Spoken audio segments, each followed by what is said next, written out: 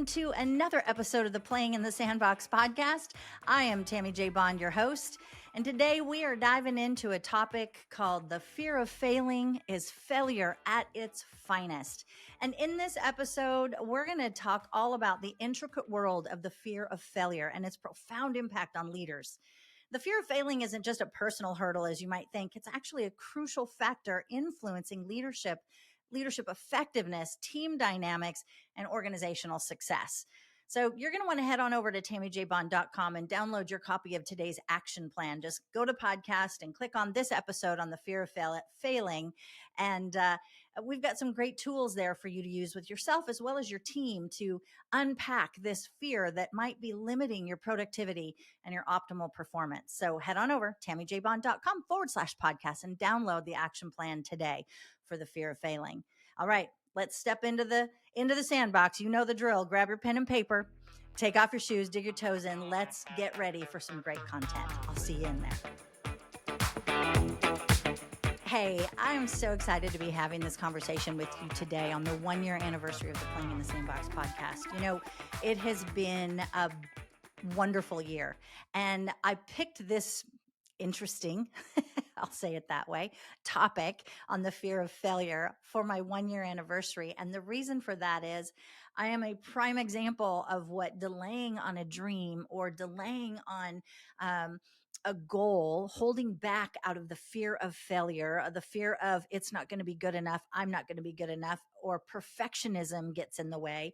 This is a prime example because the Sandbox podcast has been sitting out there for several years, and finally it launched 1 year ago today. And on the day of the dropping of this newest episode on the fear of failing is failure at its finest. And I failed to launch because I was stuck in some of the very things that the studies show, the self-limiting beliefs, the self-doubt, the negative self-talk, the self-criticism. I was locked in those stories rooted in my own biases and my own stories from the past.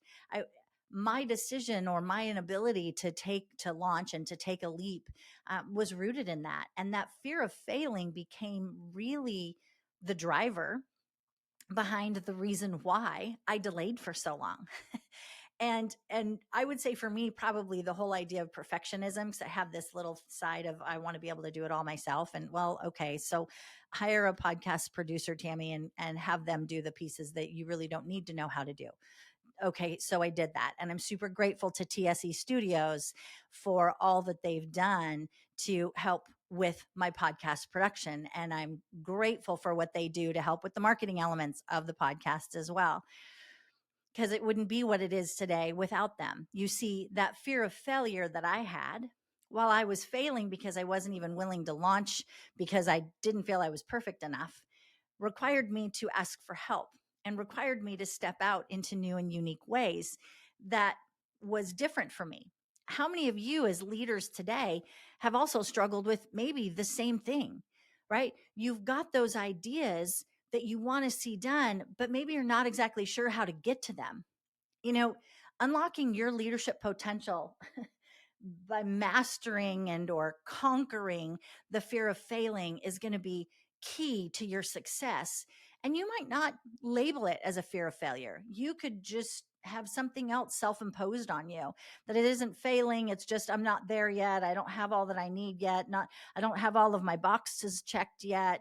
I don't know what you call it, but to me, when it comes down to it, when we're stuck with the inability to take action and we're sitting and consumed by this fear of avoiding something, avoiding a necessary task, right? Or we're consumed with the thoughts. Maybe you don't even like the term fear, friend. You're consumed with the thoughts. It's okay, but recognize that when individuals are consumed by the thoughts or the fear of failing, they often avoid taking those necessary actions or risks to pursue their goals. And this inaction means that you've already failed to seize potential opportunities and growth opportunities and opportunities to take you toward your success. Stagnation is a big one. Listen, when we as leaders are stagnant, right, that fear of failing or that fear of taking that risk keeps us trapped inside of our comfort zones where we resist change and personal growth. And I've talked about it on the episodes before about y'all stretch those comfort zones and step into new territory. Ask for help, phone a friend, get somebody, a support network alongside of you, because in so doing, if you stay in that stagnation, you're going to miss out on a chance to learn, develop, and evolve, which can be considered a failure to reaching and fulfilling your full potential. And that is a key element for me. When I get stagnant, I got to go internal to understand the why behind it, what's causing it, driving it, motivating it, and how is that helping me to move forward when I'm really wanting to, but yet I've gotten into this routine of stagnation.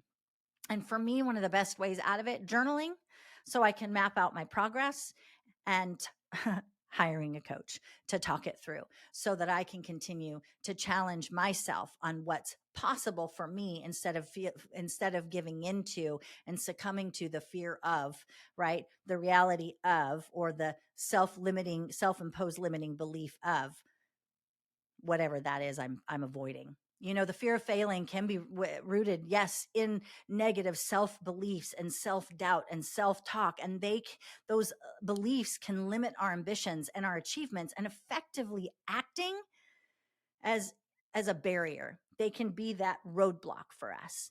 So identifying what those self-limiting beliefs are, I had people around me that helped me understand what my self-limiting beliefs were and the fear of perfectionism that I had. If it wasn't going to be perfect and it wasn't going to be, in the top 10% of all leadership podcasts in the first 90 days, somehow I failed. Well, no, because when I get the text messages from people, when I get the emails or the notes, or people come up to me at events that they might see me at and say, hey, I've been listening to your podcast. Here's what I learned. Or I get those messages. I just got two this last week of people thanking me for previous episodes because, and how they listened to it religiously, one person said. And I was like, wow, that's a high praise and a high compliment from this CEO. I was really blessed by that. And if I continued to stay in my own fear of whatever that fear of failure was I had before I launched the podcast, that person wouldn't have been able to receive the benefit that they've gotten. And I've always said this, even speaking to audiences, I don't look at a room of 100 or 1,000 or 10,000 and get fearful about it. I look at it as who's the one that needed something today to walk away with to change their tomorrow. And that's how we operate here at Bond Group Enterprises. That's how we operate at the Playing in the Sandbox podcast, that we're always here. It's the who's the one. And it's who's the one that we get to impact today. It's something that, interestingly, even our church that we started going to when we moved here to Florida had the same, for the one mantra. And it's like, wow, okay, I'm on to something here. It's really about that. And if I stay in my self-limiting beliefs or in my stagnation and my fear of failure, I'm going to have missed learning opportunities. I'm going to miss that for myself and for others. Failure is a very powerful teacher, but by avoiding it at all costs, we're going to miss out on valuable lessons and insights that we can gain through experiencing setbacks. Never taking a risk to step out and fail, while it may be failure at its finest, we're never giving ourselves the chance to learn and grow and expand from what that setback may cause. If you never take the shot, you've lost automatically, right? And so it's important that we understand that and put it in its right context to be able to overcome the limiting belief that might be holding us back, the one thing that may be keeping us stuck. And then there's the big R, regret. Like, let's just talk about that when it comes to the fear of failing for a minute, can we? That fear of launching something. The bigger piece for me is the looking back and understanding how the regrets that I have from not trying new things, not taking that risk. The best example I can give you is this. Since I was 13 years old, I wanted to live in New York City. It was a goal of mine. I had a huge crush on Billy Joel. And I wanted to go to New York City, and I wanted to live that life. And I consumed, from the time I found out about, like, just learned in school about New York, I consumed for year over year so much information about New York and the people that lived there and the lifestyle that they had. And I wanted to live in a fifth floor walk up, and I wanted to have my butcher and my laundry person, and I wanted to have the people know my name, right? And when I went into the stores, like I had this whole vision and dream, and I was going to go there after high school. I wanted to live there. Like I was going to move to New York. And everybody was like, why on earth would you do that? That's ridiculous. New York's a scary place, or it's, all these stories all those years ago. I remember my mom and I having a conversation. She just could not get her mind around why on earth I wanted to live in New York. And I was many years after the age of 13 when that dream was put in my heart. I finally took the chance as a single individual. I left the community that I loved and I went and I lived in New York. And the plan was to actually be there a lot longer than I ultimately was. But I took that risk for myself, and it was probably one of the most amazing experiences I've ever had as an individual. I mean, yes, childbirth was amazing and raising kids is phenomenal, and I love my husband and the life that we've created, and all of these things that have come even post that experience in New York, and the things even that happened pre. But what that was for me was I broke through a barrier. And I remember saying, the fear of having regret over never taking that chance and doing that in a city where I didn't know anybody. And, how on earth was I just like showed up one day with my luggage. Um, I didn't want to chance the regret of never not doing it and never not actually having the experience that I dreamt about since I was 13. So the power of regret can be a motivator because I knew enough to know I'm going to regret this if I never do it. And I was at a point in my life where it was the right time to try it. Like if I was going to do it, that was it. It was there. And if not now, when became my question to myself. And so if I would have never pursued that dream or taken that chance because I was afraid of failing at it, or I was afraid of the what ifs, what could happen, I would have failed myself. And I wasn't willing to do that because that was a regret that was going to be really powerful. So I want you to think that through. What's the one thing, leader, that might be holding you back that's that so powerful that you got to ask yourself, well, what happens if I don't ever do it? Will I regret it? And am I willing to live with that regret? You see, the fear of failing can become a self-fulfilling prophecy and hinder your personal and professional growth and prevent you from realizing your full potential. And are you really willing to let failure, or I'm going to say it this way, are you really willing, leader, to not take that risk because you might fall short?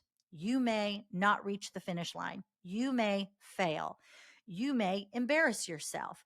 You may look silly doing it. I don't know what the story is that you're telling yourself, but addressing that fear is essential for your personal growth. It's essential for achieving success. And if you want to live with regret of never, the wish I would have always wanted to, but I never did, then keep going down that path. But let's talk about some of the things that being risk averse, or that fear of failing, and how it can significantly hinder your leadership effectiveness with your teams. There's multiple ways, and I was going to go over a couple of them. I said one, risk aversion. Leaders who are consumed by the fear of failing tend to be risk averse, and they're hesitant to take bold actions and make important decisions or pursue innovative strategies because they fear the potential negative consequences. That reluctance right there can lead to missed opportunities and stagnation. And worse, because I just had this conversation this past week with somebody who was fearful about going a certain direction that we had laid a plan to go because they were afraid of the fallout. And I simply said, trust me, I'm going to be there with you, and we're going to set it up so that even if there's fallout, people are going to have an understanding of how to navigate it and how to handle it. And thankfully, that individual listened and is willing to lean in with me to guide it. And maybe that's it for you. You might have a fear of failing or be risk averse in your leadership style with your team. And maybe it's about going and getting somebody to come alongside of you to walk with you so you have a partner in it, so it doesn't feel so glaringly alone. And sometimes that's all that it takes to overcome that risk aversion. So think about that for a minute. Inaction is a huge one. The fear of failing often leads to inaction. It stifles us, it stagnates us, right? And so when we procrastinate, or if it leads to procrastination on important tasks, important opportunities, delaying critical decisions, the result of that is a delayed progress. It also is delayed, or I should say, poor outcomes. It's delayed the positive and it's led us to poor outcomes. That inaction stifles you and the people around you, and we're not going to be our best self at anything when we're stifled and inactive toward the goal, toward the outcome, because we're afraid of what it could lead to. It also creates a lack of innovation. Effective leadership involves introducing new ideas and processes and challenging those limiting beliefs and challenging assumptions and challenging the status quo. But leaders driven by the fear of failing may resist that innovation and stick to that status quo, which hinders organizational growth and adaptability, and it hinders your team. I have an exercise that I take leadership teams through where we talk about what are the traits of effective leadership, of highly effective leaders. What are the traits that you've seen? And one of the top on the list, there's several I'm going to list out for you in a moment, but one is the fact that highly effective leaders that we admire, that we respect, they're innovative and they're willing to take risks, right? They're creative. You see the opposite then of stifled creativity for leaders who fear failure. Um, they're stifling creativity for them, but more than that, they're stifling it for their teams. And team members can be less likely at that point to share innovative ideas because they don't want to cast their pearls before swine, to use a a very clear picture.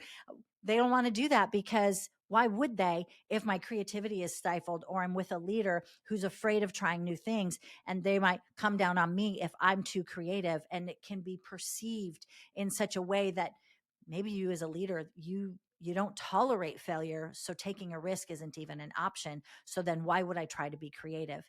It's interesting because I hear a lot from leaders who say one of the characteristics that they want from team members is that creativity and that innovation. We're lacking innovation. One team several few years ago that I worked with, that was a key. We lack innovation. Well, let's talk about the why. Well, the reason came because the key leaders, the two at the top, the reason the team lacked innovation wasn't that they didn't have it within them. It's because it was stifled from the top. Because if I was innovative and I gave you my idea and you were afraid of trying that idea, or you couldn't see your way through, or you couldn't think, well, that's a really creative idea. Now come up with the plan of how we're going to execute it. Because a lot of times leaders stifle creativity when an idea comes in because they can't see their way through to executing the deliverables on it. But they're not the one that came up with the idea. The team member did. So let the team member be the winner. Let them be the creative tool and force behind how to execute it. That's great leadership. That's how we go from stifling creativity to promoting creativity. You as a leader don't need to be the one with the plan. And I think a lot of times when we get stuck in fear of failing, it's because we think we've got to not only have the plan, but understand how to execute the plan and understand how to get the deliverable that we're looking for. And I'm here to tell you today, if you want to change the stifled creativity on your team, right? Start allowing them to fail more. Encourage failures. There are reports out there. There are stories out there, better said, of companies that have actually challenged a quotient of, they want a quota of failures, and that they assess that every year because they know that when teams are taking a risk and failing, that next great brilliant idea is one more failure away, right? And so keep taking the risk, slay all day long on taking those risks, calculated, understanding the risk, understanding that risk aversion leads to a lack of of creativity, or stifled creativity, lack of innovation. So let's do the opposite of it. What could we get? Well, let me tell you what sometimes also happens too. Lack of confidence, low confidence. That fear of failure erodes a leader's confidence, and it makes it challenging to inspire and motivate your team when you don't have confidence on the inside. So leaders, if you are someone that lacks confidence or struggle to set a clear vision of what you want, or make those decisive choices, provide that direction for your team, then you want to get in alignment with your team and tell them that. Be upfront. Remember, I mentioned that list of the the leadership attributes, right? The ones that we celebrate, the things that we say, this is a high performing leader. This is a leader we know, like, and trust when they have these attributes. That list at the top 5 items, always after we go through and make a long list and we circle, what are the top 5 you would say you really want? More often than not, it's actually setting clear vision. They make decisive decisions, right? They provide direction. They promote creativity and innovation. They communicate effectively.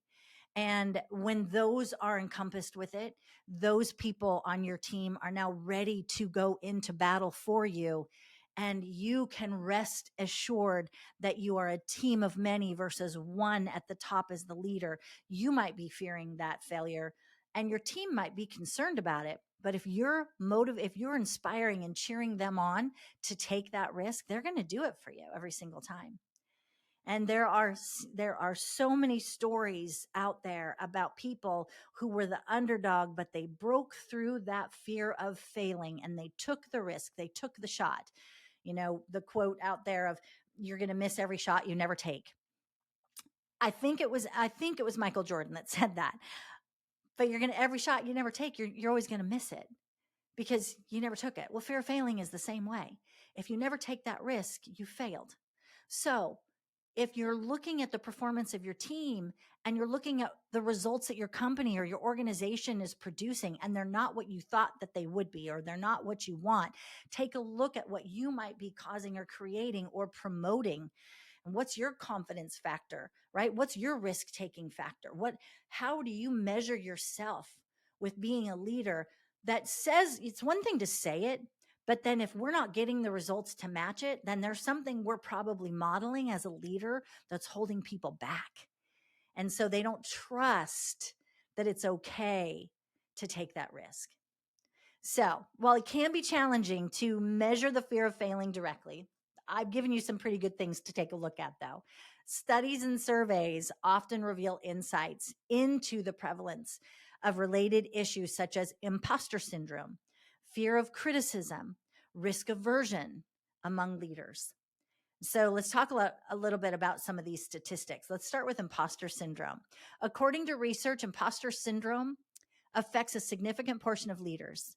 For example, a study conducted by the International Journal of Behavioral Science found that approximately 70%, y'all, of people experience imposter feelings at some point in their lives, including leaders. And I'm not one to label people. Like I'm not a fan of hot topic labels as it can be, right? And I know we've heard a lot about imposter syndrome over in recent years, but it sneaks up and it's a reality and it can be there and we can reject it or we can say, yep, it just showed up and here's how I'm going to address it, because I don't believe that just by rejecting it, it actually pushes it away. I think it just puts it under the surface and it's still there. But being aware that it's there, and 70% people experience it. That's a lot. So what do you do with that? Well, let's keep going through some of these first and then we'll get to the what. Risk aversion. Surveys conducted in the corporate world have indicated that leaders, especially in larger organizations, often lean toward risk aversion due to concerns about maintaining their position and reputation or their corner office. So they're risk averse because of how it might look to other people. So instead of reflecting the mirror on self and looking here at what I'm wanting to take a risk on, and what does it mean for me and our team to take that risk, to accomplish that more importantly, we're averse to it. We're rejecting it because of how other people view us. So we're actually more concerned with the other eyeballs staring at us than our own internal drivers. And that's a risk. You got to ask yourself, is it worth it? What's the payoff? Like what's the trade-off, better said? What's the trade-off? Let's think about that for a minute. Then there's the perception of failure. Various leadership development studies, y'all, have found that leaders often perceive failure as more damaging to than their subordinates do. Meaning the people on your team don't view it as damaging as you do. And the heightened fear of failure can impact your decision making and your effectiveness as a leader. So that perception is reality piece. Well, is it true in this case or not? Well, ask your people about that. All right. So I want to talk a little bit as we come down for a landing here on a little bit of the psychological aspects of the fear of failure. It's complex and multifaceted and definitely has deep psychological roots. Understanding these is crucial for you as a leader to seek to navigate and conquer the fear effectively. And here's how we do it: understanding self esteem and self worth. Central to the fear of failure is often a person's self esteem and self worth. Individuals who fear failure often tie their esteem to their personal performance and achievements. And they may believe that failure reflects inadequacy or unworthiness, which can be deeply unsettling. So, what do you do with that? Well, I really believe in the affirmation process, but I also believe in coaching, and I believe in therapy, and I believe in reading a lot of books on topics that I might be struggling with or to learn more about. So, I want to encourage you to get some help. Reach out, phone a friend, and ask for some help if you find that you struggle in this area. Another one is perfectionism. Perfectionism is a common psychological trait among those who fear failure. I shared it with you earlier. Mine was the fear of it wasn't going to be perfect enough. It wasn't going to be good enough if I launched this, and it wasn't in that I had set all these goals and expectations for myself before I even had my first intro recorded. I had expectations of what I wanted. Now, I'm not to say that goal setting for my podcast wasn't important, but being so stuck on that it's this way or no way, right? Either or has to be, can be extremely dangerous, and it really is rooted in that perfectionism. When we set exceptionally high standards for ourselves, we're driven by that all or nothing mentality. We can fear falling short, and feeling that fear of falling short of others' expectations is usually more often than not the driver. Yes, our own expectations more often than not rooted in others, which can lead to anxiety and avoidance of challenging situations. Negative self-talk. I'm a proponent of just cancel out that, because the fear of failure is often accompanied by negative self-talk. Individuals, and you might be one of them, leader, berate themselves through thoughts like, I'm not good enough, I'll never succeed, and I always mess things up, right? And that self-criticism reinforces the fear and undermines your confidence, your confidence that drives you from within. And the way we remove negative self-talk is to start patterns to disrupt it. Be a disruptor of negative self-talk. One simple thing is, when something comes up for me that's negative, I'll snap my fingers, right? Just to like, oh, stop that. Right. And then I reframe it quickly and change that so that I give myself a different picture in my head, not the negative self-talk, but the opposite of, so that I can start to move forward. So that for me does it. Other people I know will pinch themselves. Other people I know will snap themselves with a rubber band on the wrist. I've trained groups to do that myself. So something that's that disruptor for you, that takes you out of the thought, is very important to change that self-talk. And then, of course, imposter syndrome. Imposter syndrome is a psychological phenomenon where individuals believe they are imposters and unable to internalize the accomplishments that they have. Leaders with imposter syndrome may attribute their success to luck or external factors, leading to self-doubt and a persistent fear of being found out. I'm going to be discovered in a negative way. I'm going to be found out that I'm really not as good as I thought that I was, or they thought that I was. And that's something that can be a driver for a lot of behaviors that can have a negative impact on you and those around you. And then, of course, there's avoidant behavior, right? If I just avoid making the decision, if I avoid having that conversation, right? Because I don't want to fail at it. I don't know how to do it the right way. So if I avoid it, that right there, that avoidance stems from something that we really use to protect our own esteem and to minimize that risk of failure when I avoid it. See, if I don't ever confront it and I avoid it, then I don't have to worry about failing at it, because I never do. But you do, because the fear of failing is failure at its finest. So stop that, leader. Stop avoiding it. Have that conversation. Have the dialogue.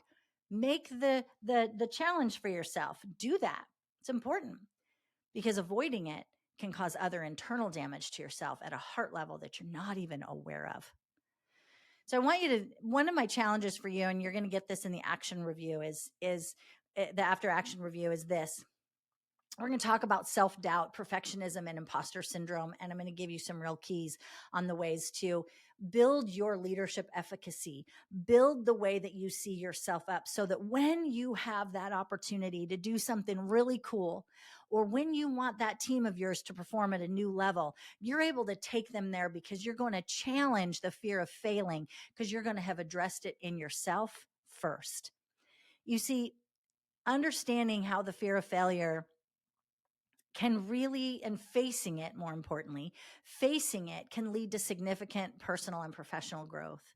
And it can impact your resilience, the team's resilience, skill development, creativity, and innovation. As we talked about, you're going to be stretching in those comfort zones. You're going to actually produce more impactful, more effective problem solvers on your team when you start addressing this fear in you or the fear in others.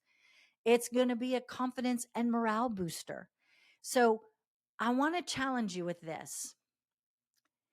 Who are you not to try that next new thing that you have?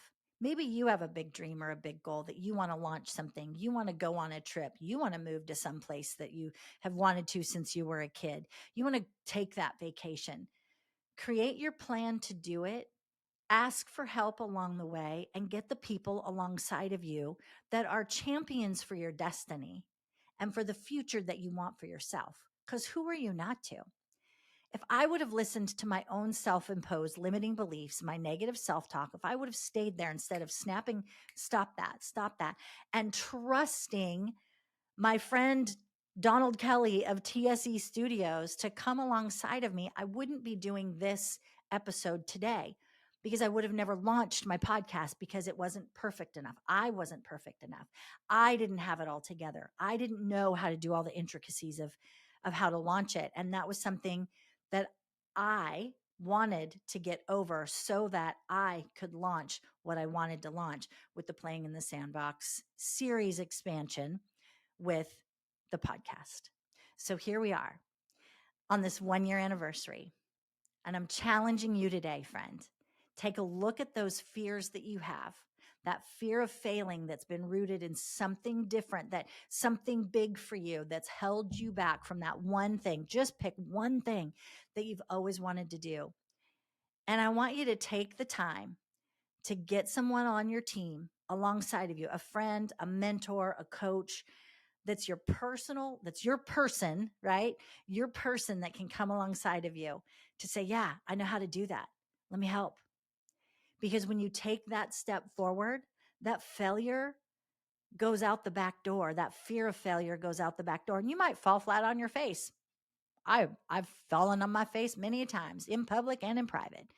And you know what? When I pick myself up and I dust off my knees and I say, all right, well, that happened. What did I learn? I create a learning opportunity, which, as we learned early on in this episode, is important as we grow through this fear of failing. I created a learning opportunity. And if not this, then what? So then I create the what, and I create a new path and I go for it. Because the fear of never trying something, that fear of, or the fear of failing, and the lack to pursue trying something new is failing, because I've never taken the shot to begin with. Take the shot, friend. Who are you not to?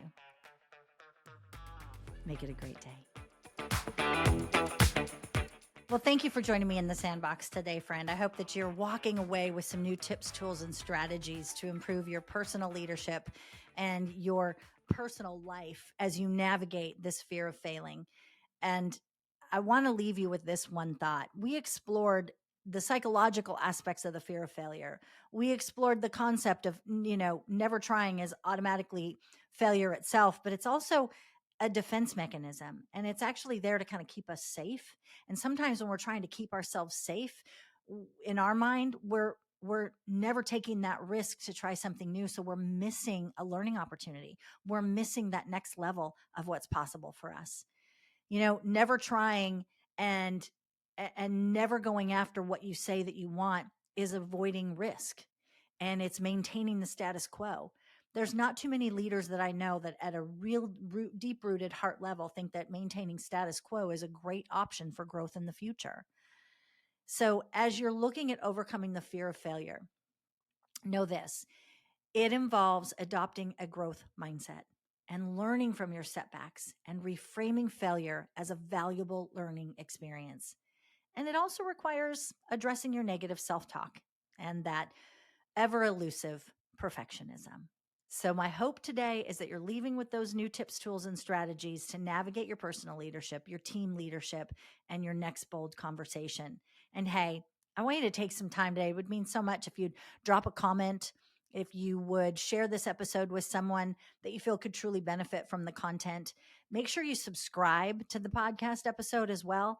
All of those little tally marks, if you will, they make a difference and they let me know that you're listening and that this content is having an impact on you. And don't forget to head on over to tammyjbond.com/podcast to get your copy of today's action plans. I've got more content there on overcoming this fear of failing.